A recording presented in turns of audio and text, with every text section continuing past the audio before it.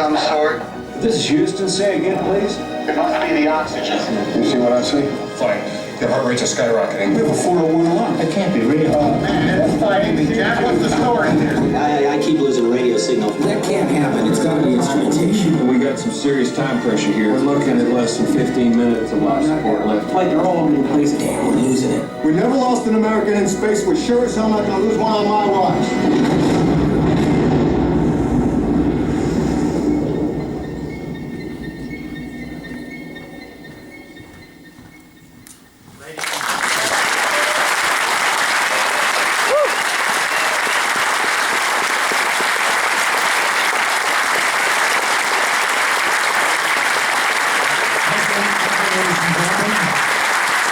It's a real pleasure for me to be here.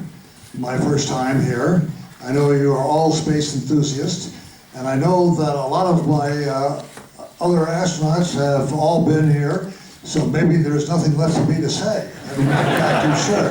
I have brought my wife, though, who is really the stalwart of the space program. Wives are very, very important to keep the guys going straight, and so I appreciate that Marilyn's level sitting right here to hear me probably for the first time.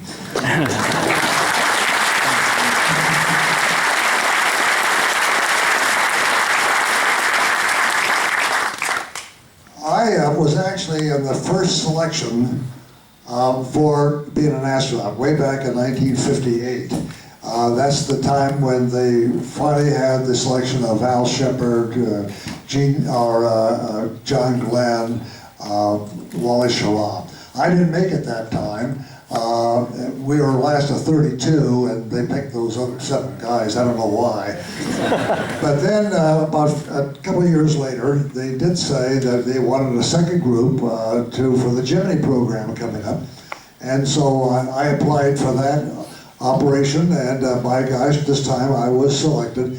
And I started as the second group of astronauts. We call ourselves the Gemini Astronauts.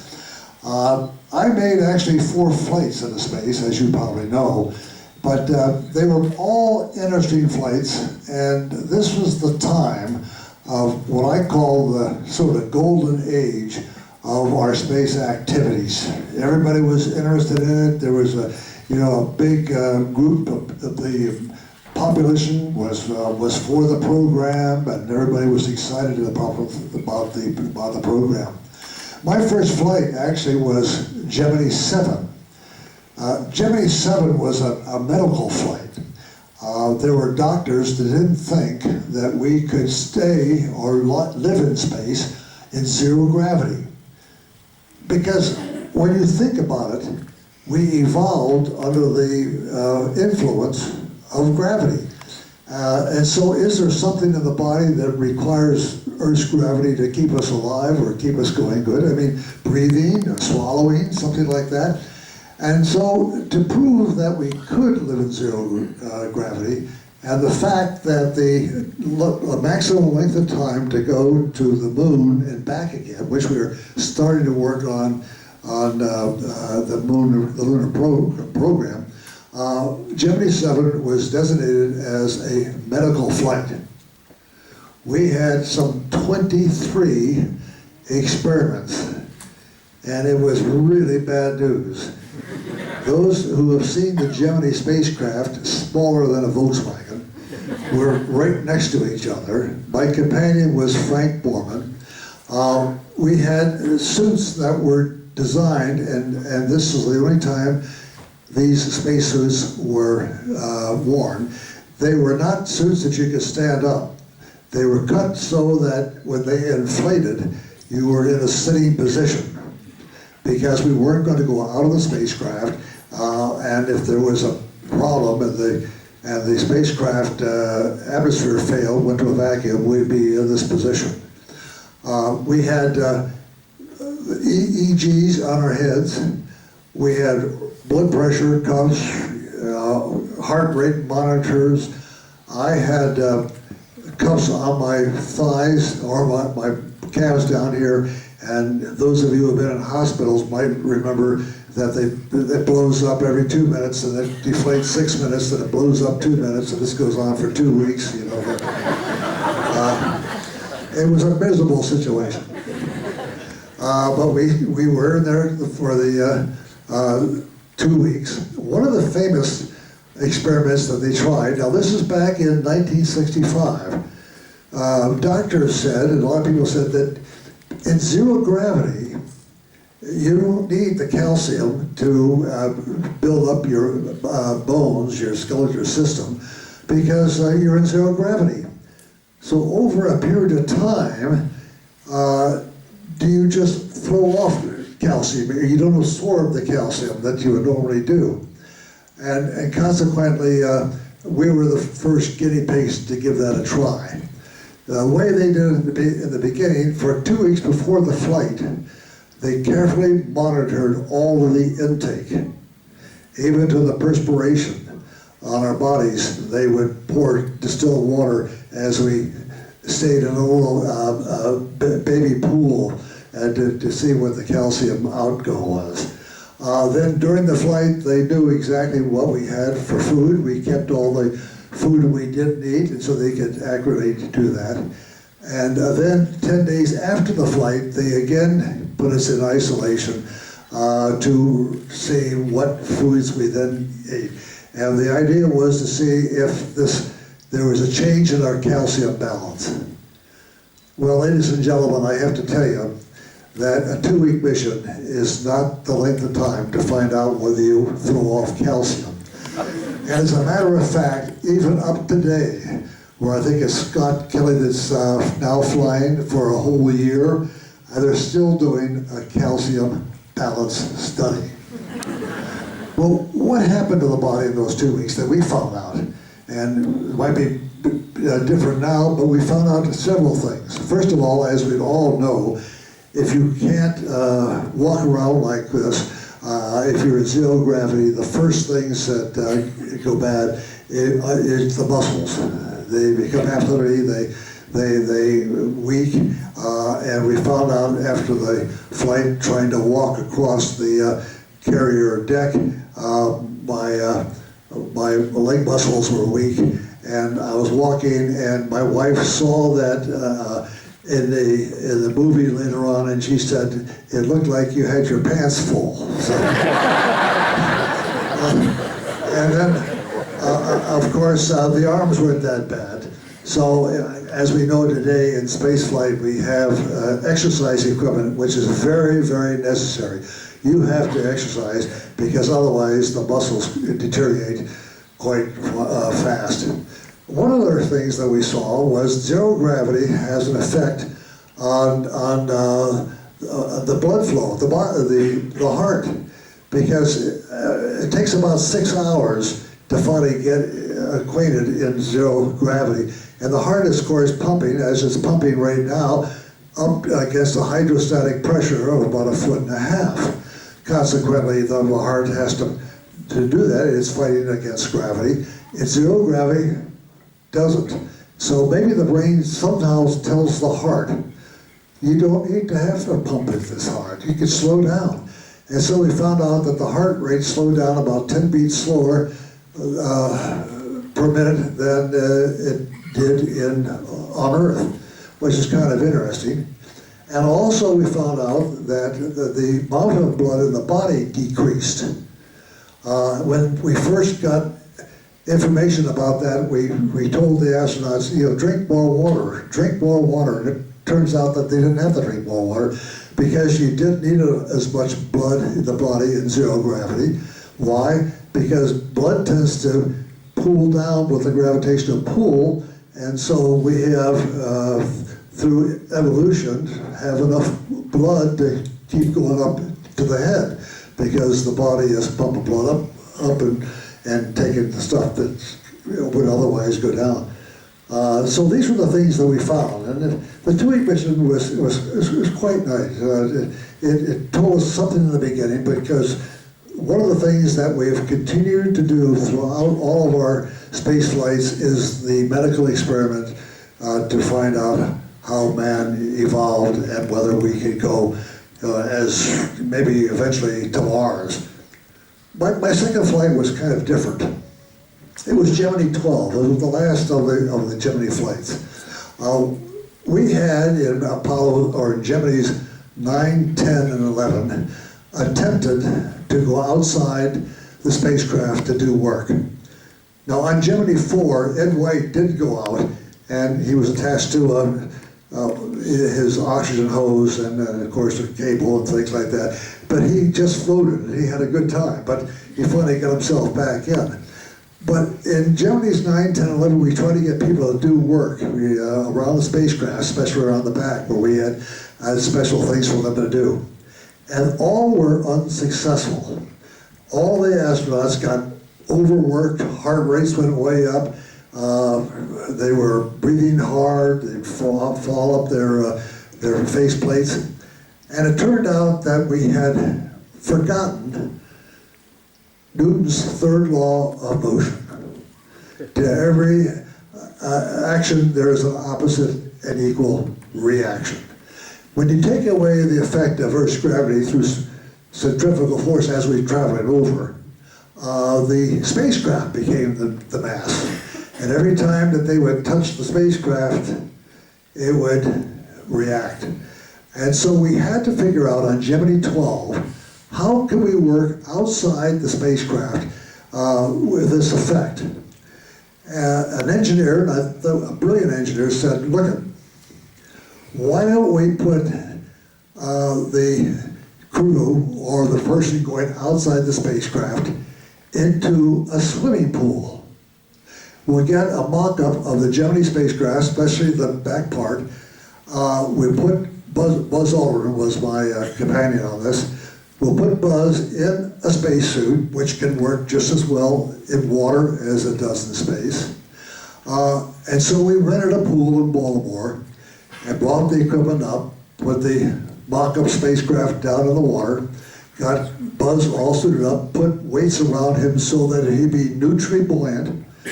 And we told Buzz, don't swim, you can't swim.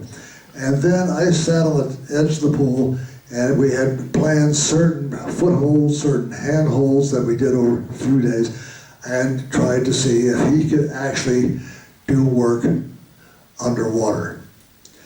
And it worked out quite well. And now, today, both the United States and Russia have huge pools where they take their cosmonauts and astronauts before they do any work, say on the International Space Station, and they practice that before they go up. By the way, I forgot one thing about Gemini 7, which was very, very important. We did the world's first rendezvous. Gemini 6 was supposed to go up and do a rendezvous with an unmanned vehicle called an Agena. But the Agena kind of blew up on the transit up, and Gemini 6 didn't have a target. But then they realized Gemini 7 being up for 2 weeks, they sent Gemini 6 up 12 days after we were up, and we did that world's first rendezvous. The third flight of my experience was Apollo 8. This was in 1968. It's an interesting flight in several respects. It was not supposed to be a flight to the moon.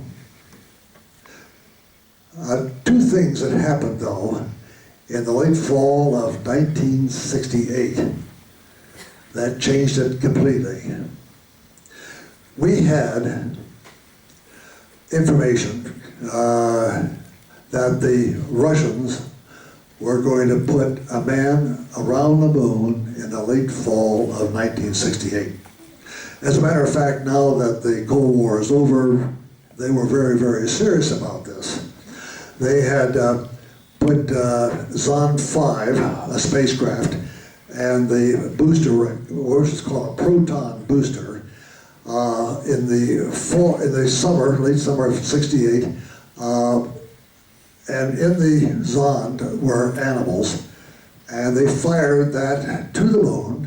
It went around the moon, came back, landed in the Pacific, and but it was not successful. They had not really gotten their re-entry corridors and progress good, and I suspect the animals overheated and died, but they recovered the spacecraft.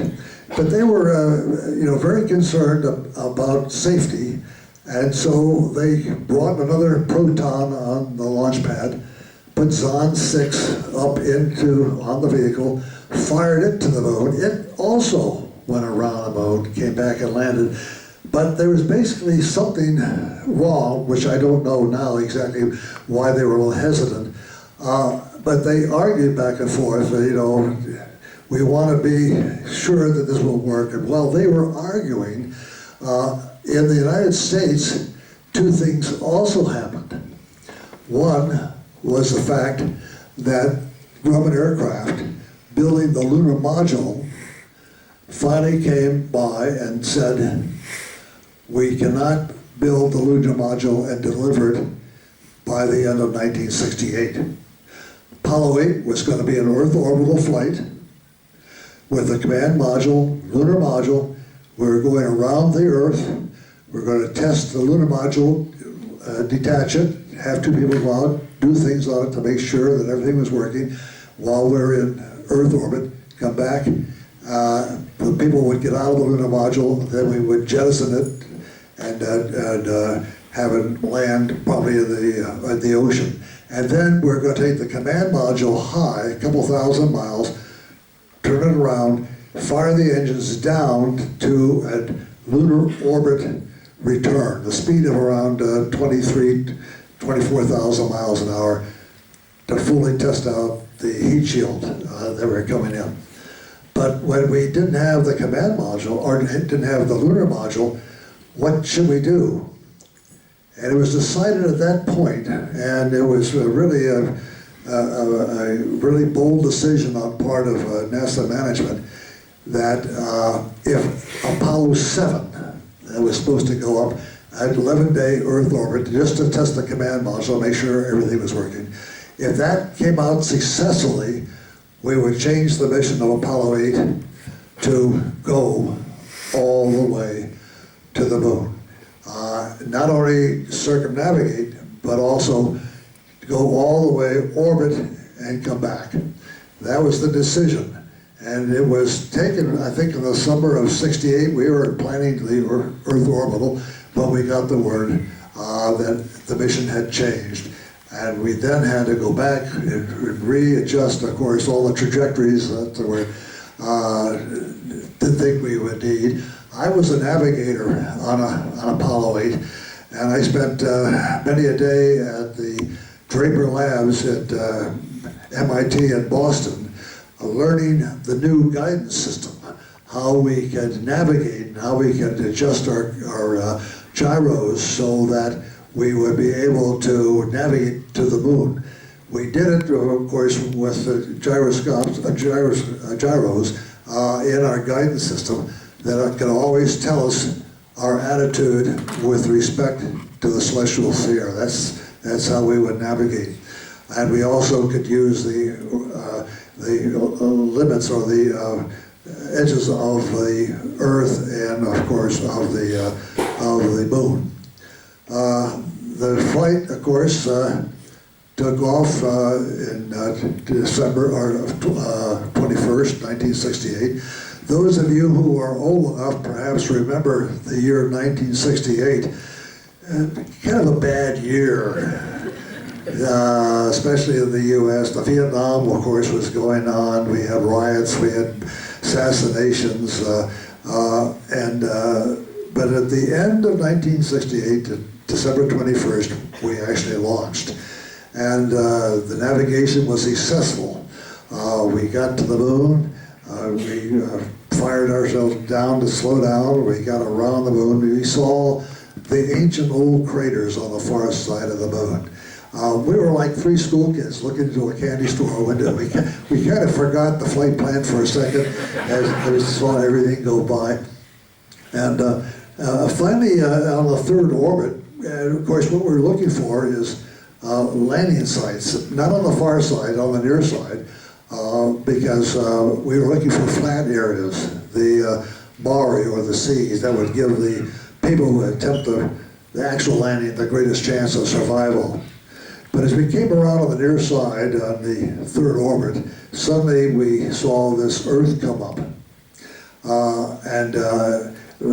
Coming out of the lunar horizon. Really a fantastic sight to see the Earth as it was, and just coming up, and all you can see is the whites and the blues of the Earth, the other colors, some of the tans of the desert areas you can see.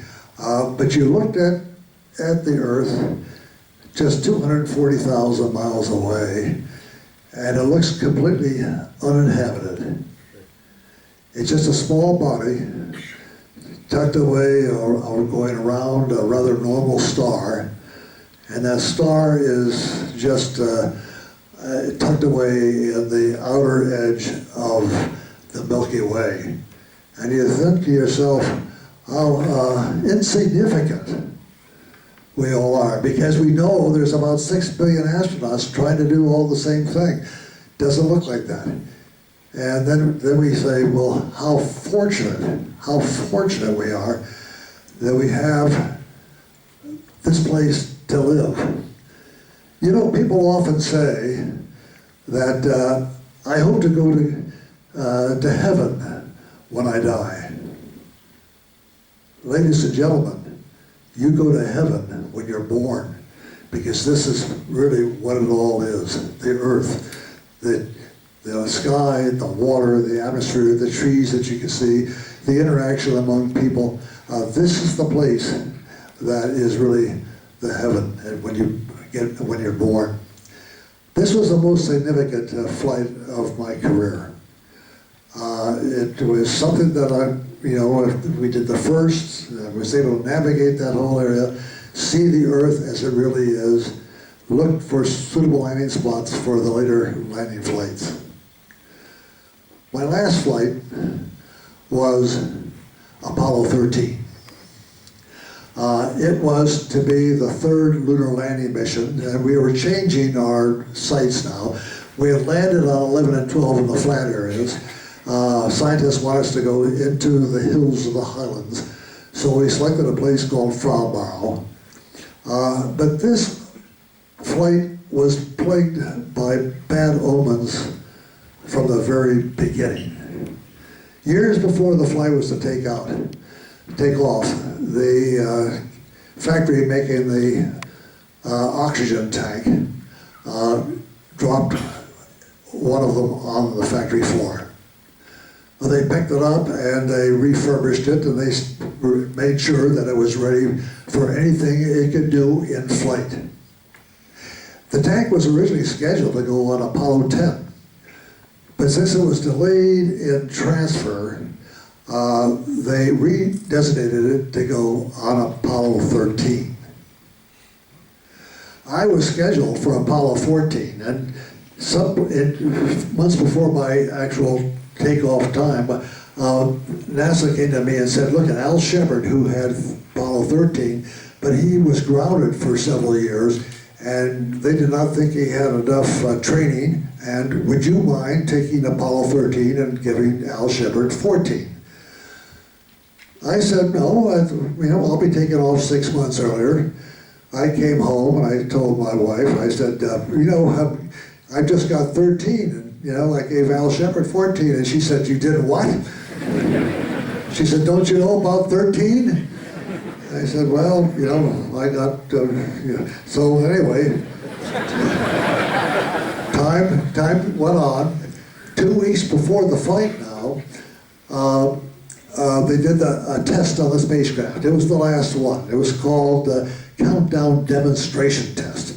The spacecraft sat on the big booster, and the booster didn't have any fuel on it this time, but all the consumables in the spacecraft were put on the spacecraft to make sure that everything worked fine. The launch crew was in place, the flight crew went into the spacecraft, and we counted the spacecraft on the launch all the way down to 0 to find out if everything had worked. All the systems were turned on at the right time in the spacecraft and it was ready for a flight. Test was perfect, no problem. After the test was completed, the ground crew came over and started to secure the spacecraft. When they started to remove the liquid oxygen from the tanks, with one of the tanks, they could not remove it in the normal manner. It just wouldn't go. And this was the tank that was dropped at the factory years and years before. So they try to think about it. Well, everything works fine in flight. The only thing we can't do is to remove the oxygen in one of our tests. Now in that tank there was a little heater, and the heater's purpose was to boil off a little bit of the liquid to pressurize the spacecraft, keep it pressurized to provide oxygen for breathing, and also to feed into the fuel cells that provide electricity. So after a while of thinking back and talking about everybody, they said, well, why don't we just turn on the heater system and boil the oxygen out? Because we think we could do that, and we don't have to wait another month to put another tank in there. It would take at least a month, do all the tests all over again. This way we could cut a little time and see if it works. So that's exactly what they did. Now the spacecraft flew at a voltage of 28 volt DC power. Everything was just built around that system. But what the crew did was put ground power to the spacecraft to turn on the heater. Ground power was 65 volt DC power. And as advertised, as they expected, the heater came on, and they started to boil off all the liquid oxygen, and they were sort of happy that everything was working fine. But there was a little thermostat above the heater that when the temperature got up to around 80 degrees, and remember the liquid oxygen is around minus 250, but the oxygen was going down to the bottom of the tank, it was heating at the top of the tank. It got to 80 degrees, the little thermostat started to open up to cut off the power and to prevent it from getting any hotter. But the high voltage welded the contacts shut. From then on, we had no protection. We know now from tests after the flight that inside that liquid oxygen tank, where the liquid oxygen was almost all completed, that the temperature got up to about 900 degrees Fahrenheit. Damaged the heater system, the wires were exposed, the Teflon had melted, the whole thing. But from the outside, it appeared like nothing happened. Everybody was happy, they thought it was good. And so on launch day, when they filled up the tank with liquid oxygen, it was a bomb waiting to go off. Now, 4 days before the flight, we discovered that the entire crew had been exposed to the measles. Talk about bad omens. Actually, the doctors found out, first of all, that we were married, and second of all, that our kids had measles and we had measles too. We were immune to the disease.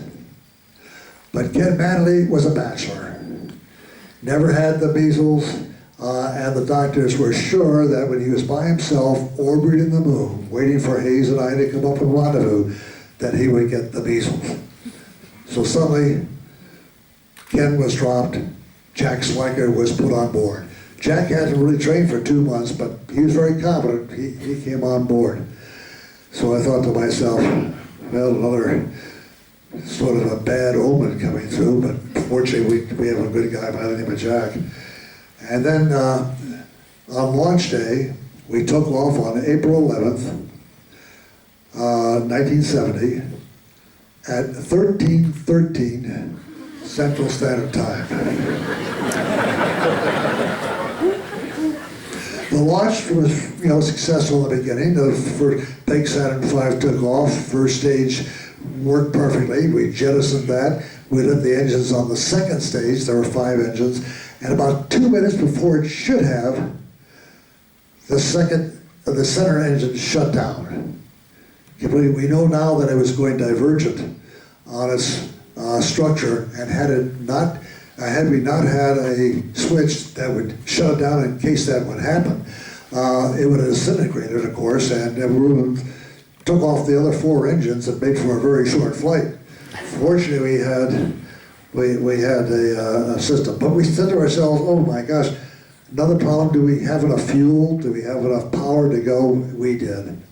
We went around the Earth to check out our spacecraft, and then fired our rocket to go all the way to the moon.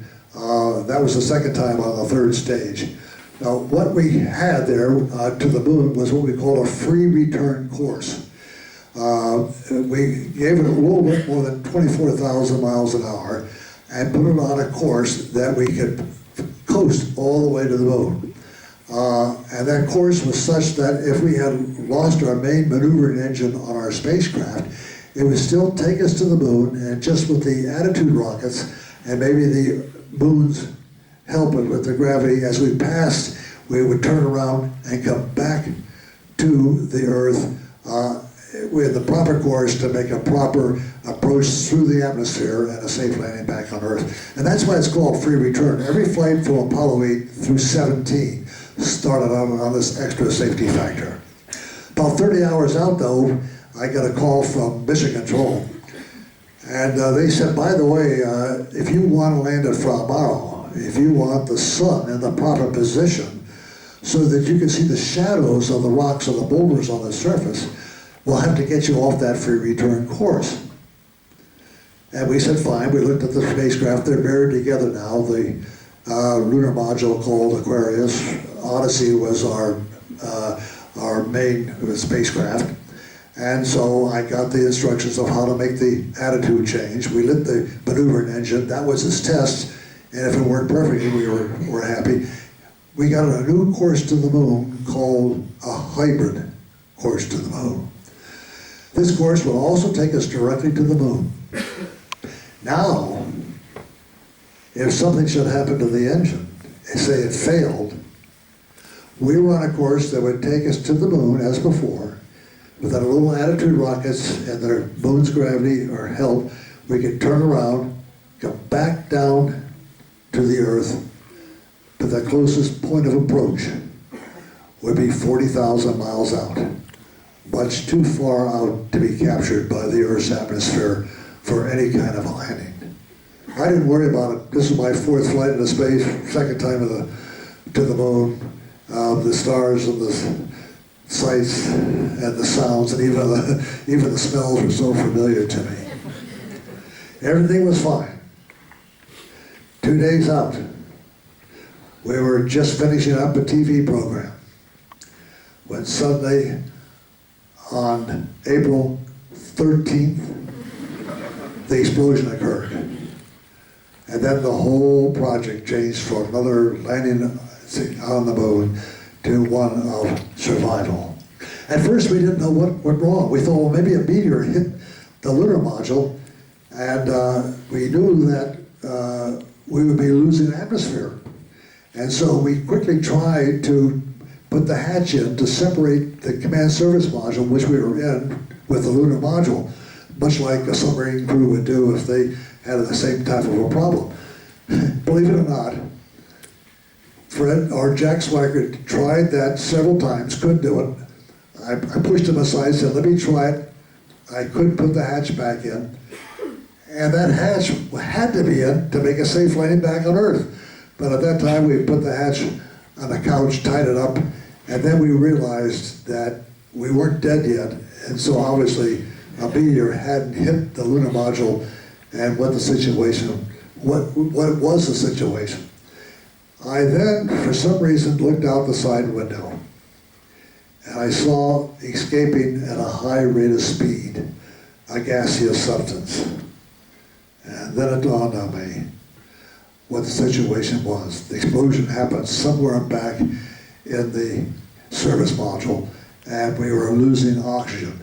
And that time I worked back to look at the instrument panel, and sure enough, the quantity gauge on one tank was 0, and the quantity gauge on the second and last tank were starting to come down. We knew at that time that the only way that we were going to get home was to somehow, some way, use the lunar module as a lifeboat to get home. Believe it or not, Mission Control couldn't believe what was happening. You know, they've been used to redundancy, they've been used to reliability, and when they saw that we lost, at that time, the three fuel cells that provided power were out. The fuel cells of the oxygen tanks were empty, are going empty fast. We lost computer or telemetry for a while, radio for a while, and then they said, oh, you know what this is? This is a communication problem. They said the communications coming down from the spacecraft that gives us the same readings on our console in the control center probably got interrupted or hit or something like that by a solar flare. And therefore, you know, that's the only problem. And so they stood back for a while. In the spacecraft, we knew what was happening, and finally we got the act together. We got into that lunar module to see if we could use it somehow. I have to tell you a little bit about the lunar module. Those who haven't seen it, there's of course one on there. Very fragile device. The vehicle is, the skin is so thin that if you really wanted to, you could probably punch a hole right through it. It was only designed to last 45 hours. Once you're in lunar orbit, you power it up. Two people would get in, go down, land, explore, come back up, dock again, and then of course we threw the vehicle away. And it only, of course, supported 2 people for 45 hours. And after the explosion, I kept counting the crew. Let's see, there's 1, 2, 3, and but we turned on all the systems anyway. The guidance system, which we just transferred just in enough time from the dead command module. The computer, of course, all the systems were turned on. Now, how do we get home? What things do we have to do? Well, the first thing the ground came up with after they realized that we were in serious trouble was that perhaps we ought to get you back on that free return course. I thought that was a good idea. I thought that I would rather come around and come back to the Earth on a course that would somehow intercept the Earth, not so much that it's survivable, rather than to be a monument to our space program that went out 240,000 miles on a long elliptical orbit, came back, went around the Earth at perigee at 40,000 miles, went back out 240,000 miles, went back 40,000, you know, for years and years and years.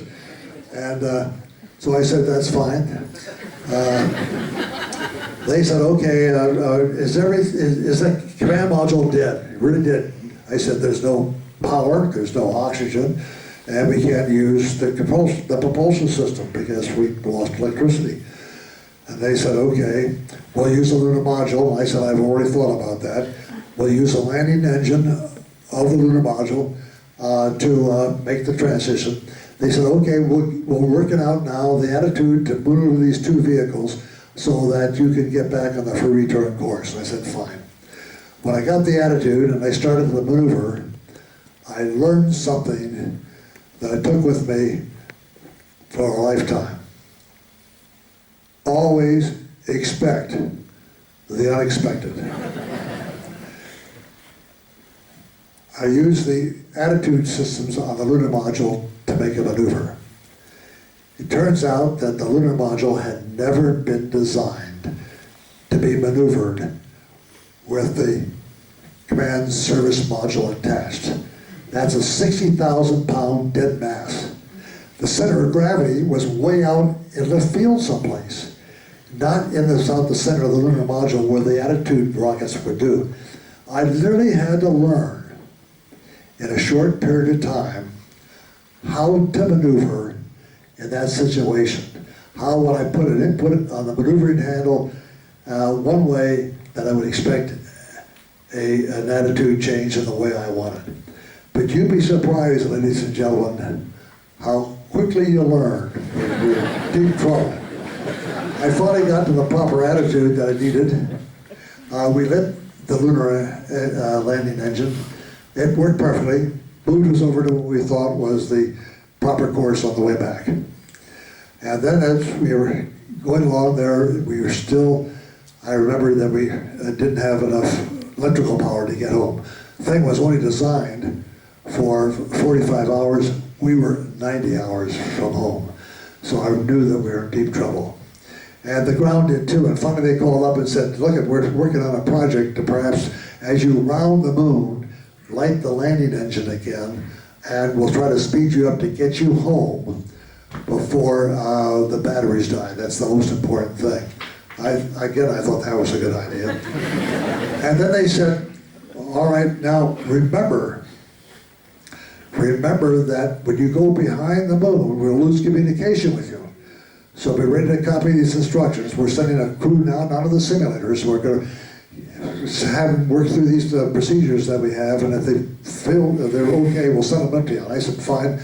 And they said, be ready to copy them down. I said, I have my 2 companions all set right here, so if I miss something, they will pick it up. All 3 will be listening. And so we waited a little while. The moon kept getting bigger and bigger because we passed the sphere of influence now. On the way to the moon, you slow down until you get down to about 2,000 miles an hour because the Earth is pulling you back all the time, slowing you down, except at the sphere of influence, the moon's gravity now is in control, and it starts to pull you towards the moon, and we normally will get to the moon about at 6,000 miles an hour. And finally, they said, yes, we got this procedures. They seem to be okay. Are you ready to copy? And I said, yes. I got my thing out, and I looked at my companions thinking that they were interested, and they weren't even listening. They were looking at the moon. They had cameras in their hands. And I said, gentlemen, what's your project here? What are you doing? And they said, Jim, as we go around to the far side of the moon, we're going to take some pictures. You know, we don't see the far side from the Earth. And I said, if we don't get home, you won't get them developed. Well, they took their pictures. I got the instructions. And about 2.5 hours after we got around the moon, going towards the sphere of influence on the way out, we lit the engine for a second time, and we kept it on for about over 4 minutes as it pushed us faster and faster and faster on. Then we shut it off. Then we shut off all those exotic electronic devices that you would not be caught out there without. The guidance system used up too much power, couldn't use it. The computer, turned it off. We can't use that either. And then the other things that the autopilot, that to keep ourselves steady and help us maneuver, shut it down.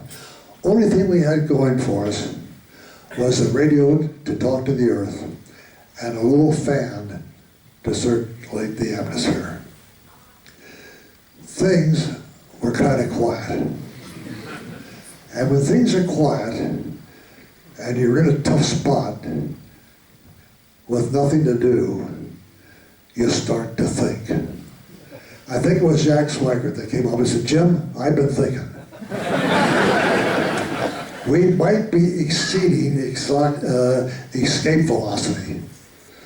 Let me explain that if I can. Walk out of school, have a baseball in hand, pretend there's no atmosphere up here, it's all space above us, and if you can throw that baseball out into space a little over 25,000 miles an hour, baseball is not coming back. Baseball is not going to go in an orbit about the Earth. It'll eventually go in orbit, perhaps around the sun. I said, Jack, don't you recall, we got back on that free return course. That course should guarantee us passes through the atmosphere and a safe landing. How does it do it? Let's pretend that a small segment of the atmosphere, the top part, is flat.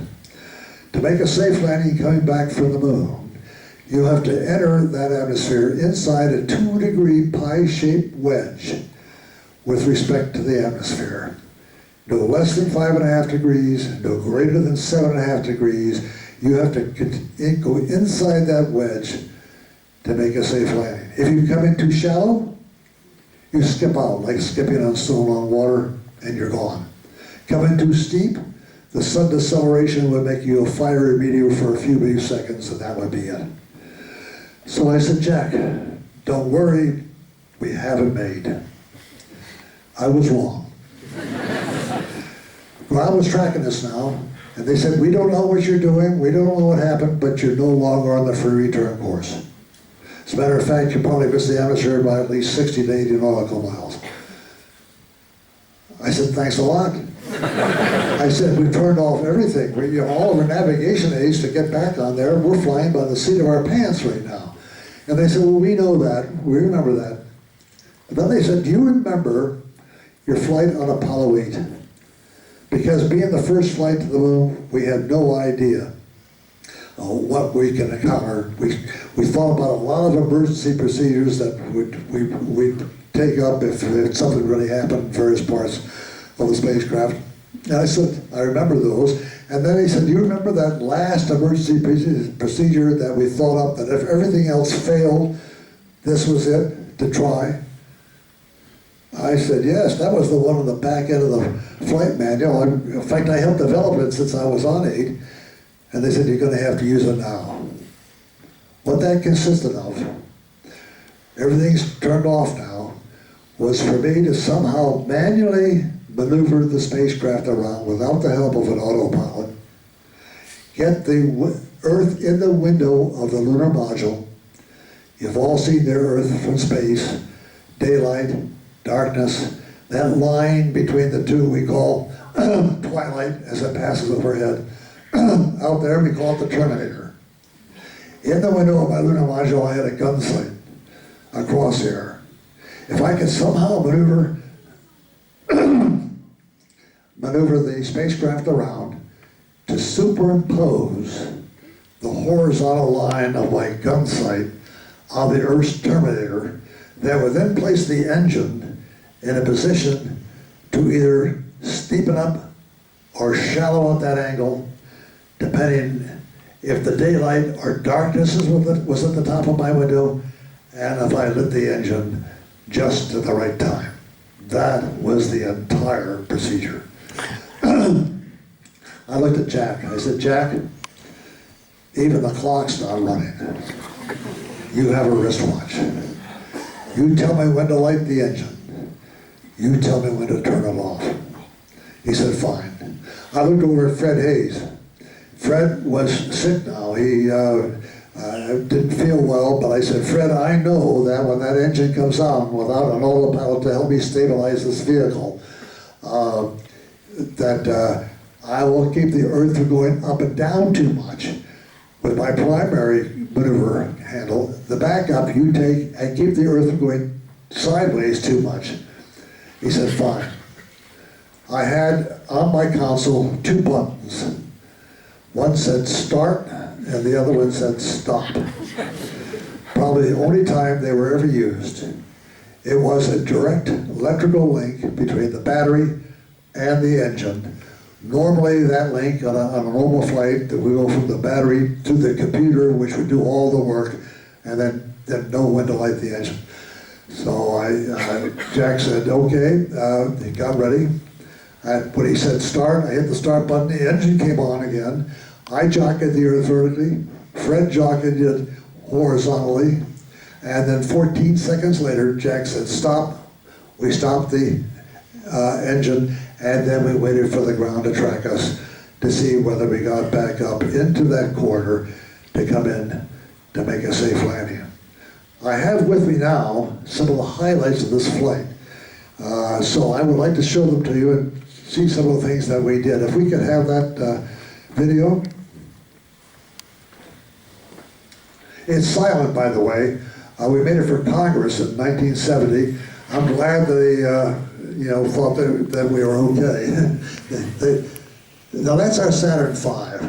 One of the tragedies of our spacecraft is not to keep building these vehicles after Apollo.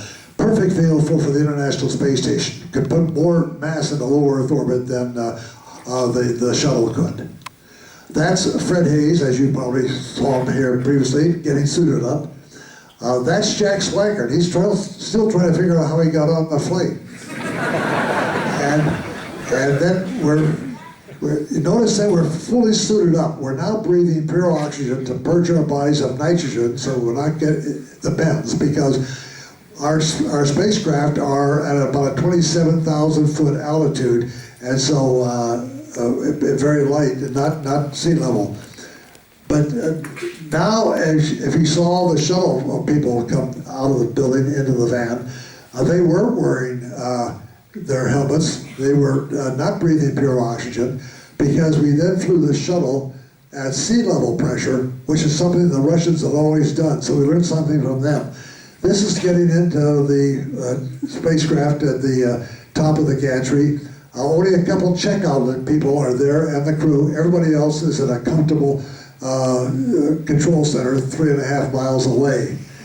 Now you have to remember, this is 1970, not 2015. You're not going to see all the exotic electronics and computer systems that we have today. We did have mainframe computers though, and without computer technology, even in those days, I don't think a flight to the moon would have been possible. About 6 seconds before the liftoff, the engines are ignited. They build up to speed. And perhaps those of you who have seen the movie remember the slow motion. This is the ice particles coming off the spacecraft formed by the high humidity at Cape Canaveral and the liquid oxygen inside the tank. Notice those small fins. We actually control this vehicle by gimbling the 4 engines that you see there. Dr. Werner von Braun was instrumental in developing this vehicle, and I kind of think those fins are sort of his signature on this vehicle, much like he did the V2, which needed fins. Our thrust is about, I think, 6 million pounds of thrust, about the same as the shuttle was. We're burning fuel now in the first stage, about 15 tons per second. That's about as much fuel as my '73 Chevrolet did. It took us 1.5 minutes longer to get into Earth orbit because we lost the engine on the second stage. And of course, that's what we want to do first. It goes to Earth so that we wouldn't commit ourselves to go to the moon without checking our spacecraft out. This next sequence is on our way to the moon. Jack Swigert now is flying, very competent.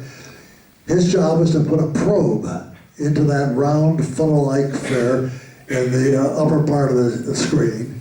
We cannot see that probe from our vehicle, but he uses that same gun sight and the target that you see there, that round black circle just below the drogue, to guide himself in. And he was a very competent pilot, although I think the movie made him look like he had to earn his wings every day. Slowly we're coming in, speed with relation to the Earth about 22,000 miles an hour. Relation to ourselves about 2 or 3 feet per second. And shortly you'll see the shadow of the probe coming across the skin of the lunar module as Jack drives the vehicles together. Coming in from the left, I think. I hope the probe was there. Well, maybe we can't see it from this view. Oh, there it is. There it is. As he drives the 2 vehicles together. He was very competent. We separate the 2 vehicles now, take it out of the 3rd stage of the booster. That's the 3rd stage. Ground has taken control of it, changed its course slightly. It, of course, has followed us all the way to the moon. It impacted the moon, and from that impact, we learned a lot about the surface of the lunar surface there. That's the only experiment on this flight, by the way. That was the Earth as we were coming out. This is a TV program we did on the 2nd day, and notice the complacency of the people. This fellow's asleep, I think. Finally, we said goodnight because they weren't getting much response, and finally the explosion occurred. Had to say goodnight or goodbye to the moon, and then this was taken by a TV camera swinging around, wide-angle lens. That hatch was tied there. This is after the explosion. As he looks around, the sun just happened to be in a position to shine through the window, otherwise the skies have yellow black. There's the hatch that connected our 2 vehicles together. Of course, the hatch is open, and Fred is going into the lunar module now, Jack and I are already there determining what the next move should be to get back. Notice that in space there is no up or down, especially on the way to the moon. One side, one man's upside down as the other man's right side up. And once your stomach gets used to it, it takes about 6 hours for the average individual stomach to get used to it. It's a lot of fun. You can do things.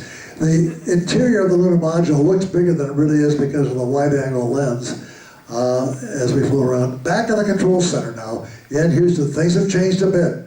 Procedures that normally took weeks to develop have to be done in just hours, and they have to be correct. They called in all sorts of outside help, contractors, other NASA people. In fact, the fella coming up on the light blue shirt, that's Ken Manley. He never got the measles. Meanwhile, if you notice, my hands are rubbing back and forth. We try to turn off as much electrical systems as possible because the fall off of heat from electrical systems is how we keep the temperature balanced in the spacecraft. But with all the systems turned off, the temperature kept dropping all the way back home to about 34 degrees Fahrenheit, about the temperature of your refrigerator. And finally, Jack's in the lunar module. The three of us are trying to figure out how to get home. And Fred looks out the window here, I think. Oh no, first of all, we were being poisoned by our own exhalation. Carbon dioxide was building up in the lunar module. We only had a couple of canisters to remove the carbon dioxide because it was only for 2 people for 2 days. Inside the dead lunar module, we had square canisters. The canisters are inside the command module. We had square canisters. In the lunar module, we had round ones. And you could put a square canister into the lunar module environmental systems. So we used duct tape, an old sock, piece of plastic, and a cardboard cover to jury rig a square lithium hydroxide canister to remove the carbon dioxide inside the lunar module system. A little bit of ingenuity there and initiative that came through, and that was the control center that did that. Fred's looking out the window now, and he sees the Earth go by at about 110,000 miles out, and you put your thumb up there, and you can hide it completely and realize just what we really have here. Oh, that's Jack trying to get some sleep in the hatch. That hatch goes up into the command module, which was dead. And it's kind of hard. Fred Hayes is trying to sleep with his hand in his blouse. Do you know why he does that? On an earlier flight, Pete Conrad was flying in a completely darkened spacecraft. He looked up and he saw this strange eye staring at him. He thought, well, maybe there is something to these UTs or ETs or UFOs or something like that. Well, it turned out that his arm had drifted up. He was looking at the luminous dial on his wristwatch. That's how these stories get started, folks. This is back, of course, we're trying to figure out where to store urine of 3 people for 4 days because we had no place to do it, and it was kind of difficult. This is the last maneuver, that seat in the pants maneuver that I talked about. That is the terminator of the Earth that we used to guide ourselves back in. This is a couple of still photos. That is the service module that was jettisoned, and that's when we saw the panel missing as it floated on by. And we wondered whether that explosion also ruined our heat shield, and it turns out that it did, thank goodness for that, because that was the last thing we had to do. And finally, the last crisis of this flight were those 3 parachutes. The pyrotechnics to fire them out had been cold soaked for 4 days, and if they didn't fire, those chutes would not have come out, and we would have been right on course where we wanted to be, but hitting the water at such a speed it wouldn't be survivable. Now there's a helicopter that's circling now. It took these pictures. The ship, the Iwo Jima, was just about a mile away. They radioed back to Houston, to the control center in Houston, and I think they're all happy, but I think they tore up all the, obituaries they had planned for us. And finally, this helicopter dropped a couple of swimmers out to put a flotation device around the spacecraft. And then this one, number 66, it was kind of a famous one. It picked up about 4 or 5 other crews as we came up to get aboard the carrier.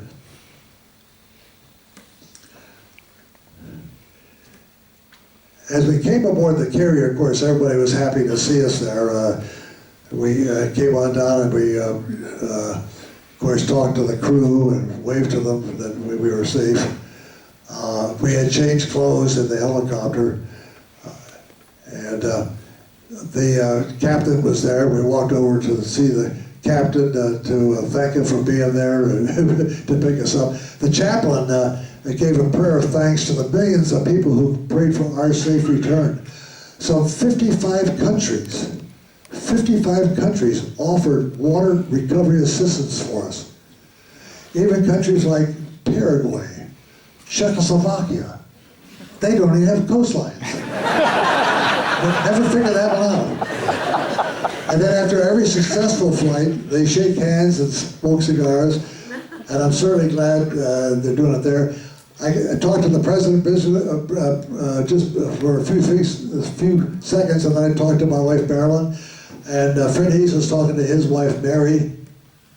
Oh, and Jack Swagger was also a bachelor, talking to every single stewardess on Eastern Airlines.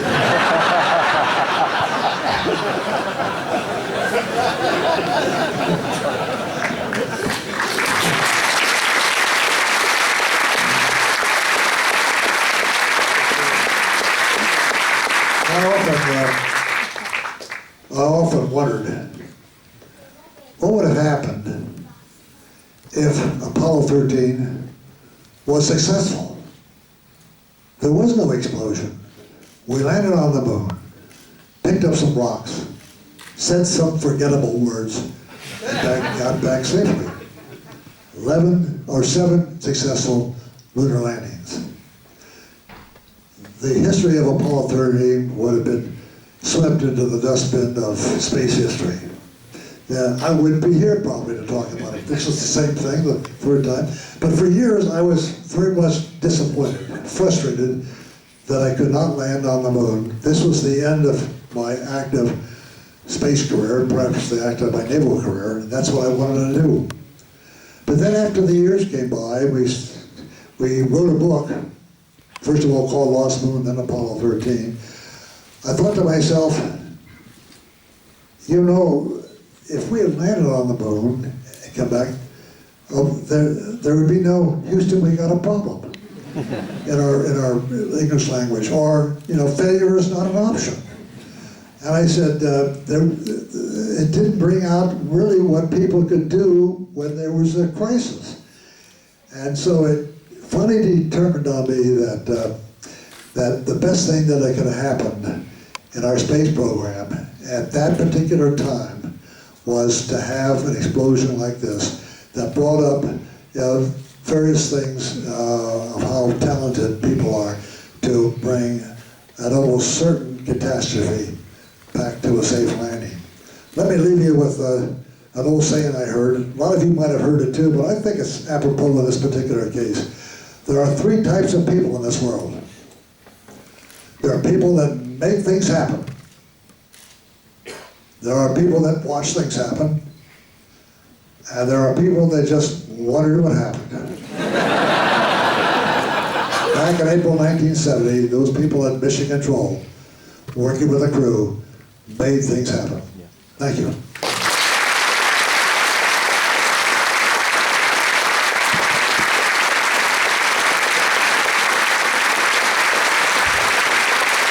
Ladies and gentlemen, Captain James Lovell.